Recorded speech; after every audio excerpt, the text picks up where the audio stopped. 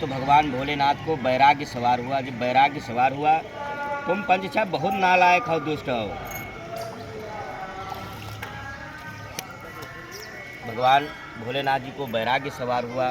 जब वैराग्य सवार हुआ तो माँ पार्वती ने कहा कि प्रभु ये क्या बात है, क्या कारण है।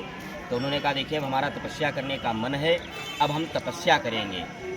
तो माँ पार्वती ने कहा भगवान भोलेनाथ से कि प्रभु आप कैलाश पर्वत पर करते भी क्या हैं, तपस्या तो करते ही रहते हैं और करते भी क्या हैं। तो कहा नहीं, अब हम ऐसी जगह जाएंगे जहाँ एक राम नाम कहेंगे और हमें 1000 गुना राम नाम का फल मिलेगा।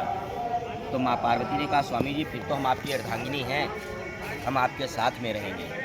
लेकिन भगवान भोलेनाथ ने कई बार मना किया पार्वती को कि देखिए, उन्होंने ध्यान धरकर देखा तो यहाँ 84 कोस का बियाबान घनघोर जंगल है।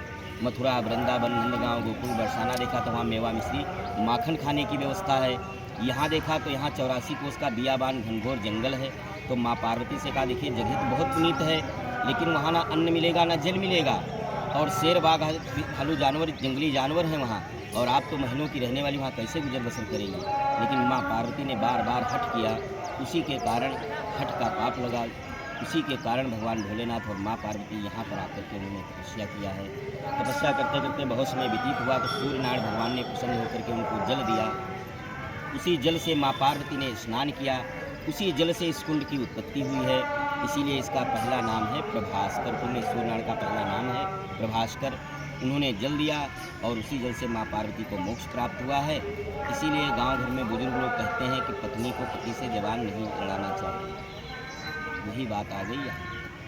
तो जब उनको यहाँ से मोक्ष प्राप्त हुआ और चलने लगे तो माँ पार्वती के मन में एक प्रश्न उत्पन्न हो गया। तो भोले बाबा से कहा प्रभु आप यहाँ से चल रहे हैं, लेकिन हमारा एक प्रश्न है। कहा बताइए इस घनघोर जंगल में तुम्हारा कौन सा प्रश्न है। कहा स्वामी जी मैं कैलाश पर्वत पर स्नान करती थी, वो जल सूख जाता था, लेकिन